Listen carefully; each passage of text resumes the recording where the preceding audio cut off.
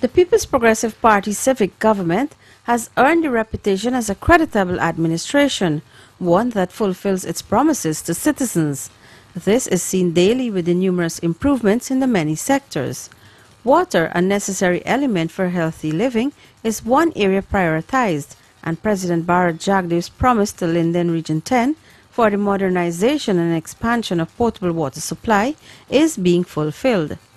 Minister of Finance Dr. Ashni Singh and the Inter-American Development Bank recently sealed a US $12.3 million agreement for the execution of the project. The hard work of President Jagdev in transforming Guyana, not only transforming one segment of Guyana or one geographic location of Guyana, he has dedicated a lot of energy towards improving the lives of Guyanese all across the country. There were many factors when you invest in a large project like this. You have the rate of return, economic benefits. You have to calculate the economic rate of return. And if you look at everything only from a technical perspective, without forgetting the social component, that is very important, the social component that actually affects the lives of all our people, then you may not be making at all times the best decisions in the interests of the people. So it is on that factor that President Jagdev and his cabinet ensure that development and large projects must have a balance, economic and social viability. The program has three components that will see the construction of 2 water treatment plants at Amelia's Ward and Wizrock, the reduction of non-revenue water, and the institutional strengthening of the Linden water supply management system. Access to potable water is now at 98%, with 45% accessing treated water. This progress will continue to greater heights as the government seeks to move from 45% to 65% within the next few years. Since this government was re-elected in 2006 to 2010, in the water sector alone, we have invested more than $700 million over the last 4 to 5 years. More than $700 million. If we are to take, and that is not including this new project that we have here today, if you are to take an investment per capita here in Linden, you will see that we have invested $18,000 per capita, or for every individual who lives in Linden. The government of Guyana has invested $18,000 on your behalf for water alone. For water alone, and I think this deserves a round of applause. This is not speaking or telling a tale. These are the facts and these are the figures. And the question is, how viable was that investment? For us, this investment was most viable. And we have seen tremendous return on this investment. Because every time someone from Region 10 can acknowledge that we have seen improvement in our lives as a result of the improvement in the water sector, then that is tangible evidence that transformation has taken place. And we see this every day.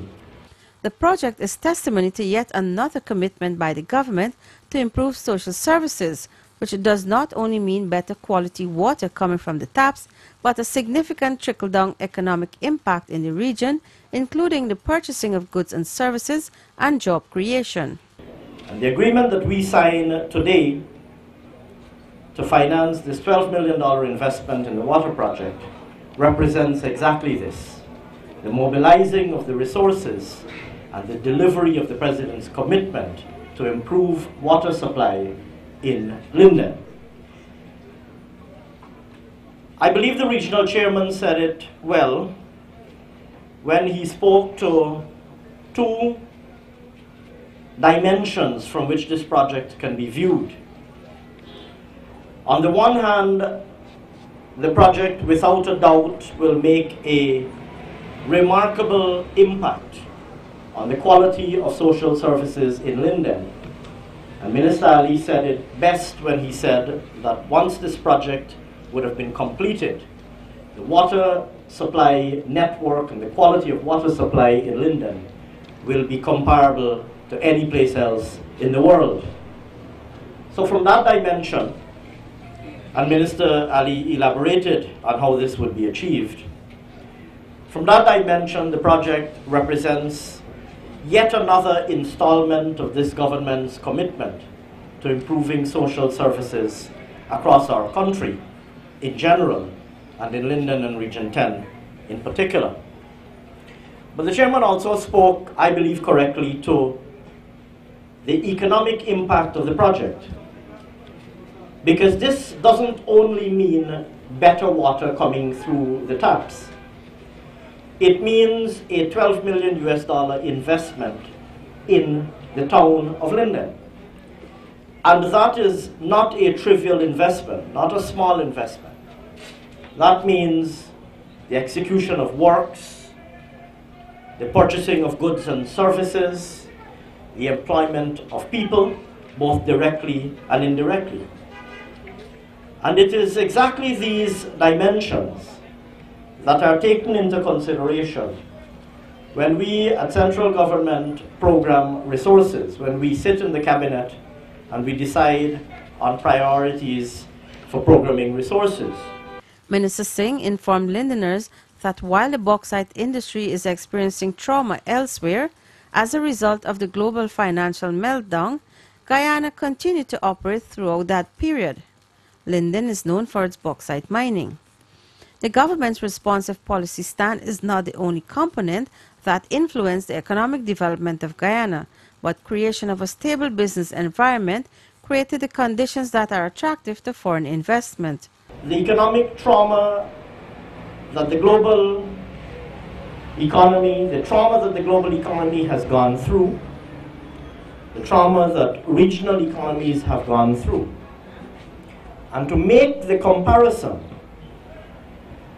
that the Guyanese economy has traversed, to make the comparison and arrive at the conclusion that the Guyanese economy has traversed what without dispute can be described as the most difficult global and regional economic period in living history.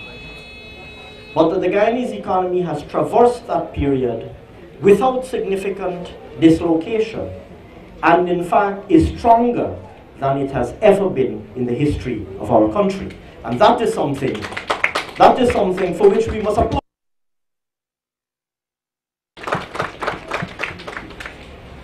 And I will say that that is the result of several things. It is the result of our government's commitment to prudent and responsible management of the economy. These things don't happen accidentally. Make no mistake about it. These things don't happen accidentally. You don't reduce your fiscal debt, your external debt. You don't reduce your fiscal deficit. You don't create fiscal space to make additional social investments by accident. They are the result of a responsible stance and deliberate policy choices that are exercised. And I will say today that the fact that we have been able to reduce our external debt by more than a half when we started 15 to 18 years ago, we started with external debt of more than $2 billion. Today our external debt is less than a half of that. Today our external debt is $1 billion.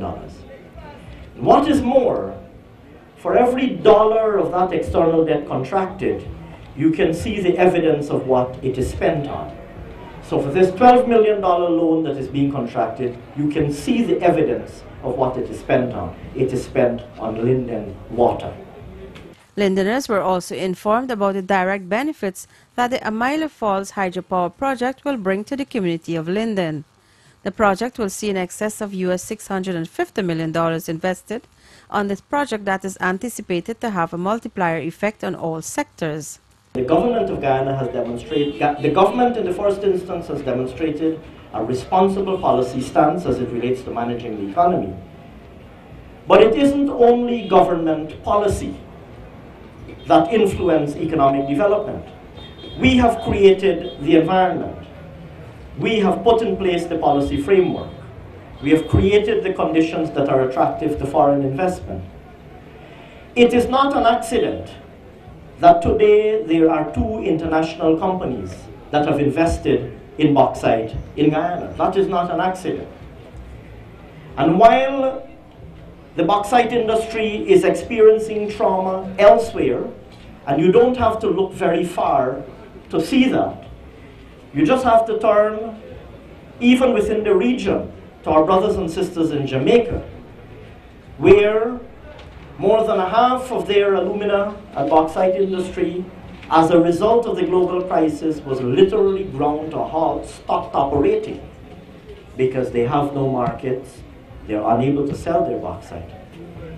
It is to the credit of government, it is to the credit of the investors in the bauxite sector, and it is to the credit of the people who work in the bauxite industry that the Guyanese bauxite industry continued to operate throughout this period, continued to produce.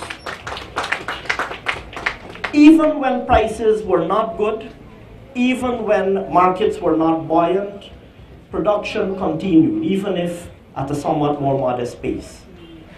Today, I am pleased to say that the bauxite industry in Guyana continues to operate, is showing very strong signs of responding to the improving conditions in the global economy, and continues to employ people. Over 500 persons are employed today by Bosai operating in Linden. And ladies and gentlemen, that is not an accident. That is not an accident. It takes hard work to create the conditions that are favorable to an international investor coming in. IDB representative Marco Nicolo said that the collaboration between the government of Guyana and the bank in the water sector has grown tremendously over the years, and the bank has worked with GWI during periods of change and the difficult times to improve the water supply. The IDB collaboration with the Ministry of Housing and Water, Guyana Water Inc. and the Linden community has been a real vibrant partnership over the years, which we see continuing well into the future. As a result of government's prudent management of the water sector, Guyana was selected as one of the countries to be part of the Caribbean Regional Wastewater Management Financial Mechanism pilot project that saw Guyana receiving a US $3 million grant. Lindeners also had the opportunity to witness the signing of this project grant. The proposed pilot for Guyana will include a $3 million contribution under, as I said, a grant agreement between the bank and the government for the creation of a revolving financing mechanism. The implementation of a first generation of project to be funded through the pilot revolving financing mechanism, and all project financing through the mechanism will have to meet specific pre-established criteria. The bank will assist the government in identifying the first generation of projects. Additional funds will be provided by the crew to support the pilot management unit, technical assistance, and monitoring activities. With its revolving nature, the implementation of the crew represents an incredible opportunity to prove that wastewater mechanisms can be implemented in a sustainable manner. Regional Chairman Mortimer Mingo also used the opportunity to express gratitude on behalf of the residents, noting that their lives would indeed be improved.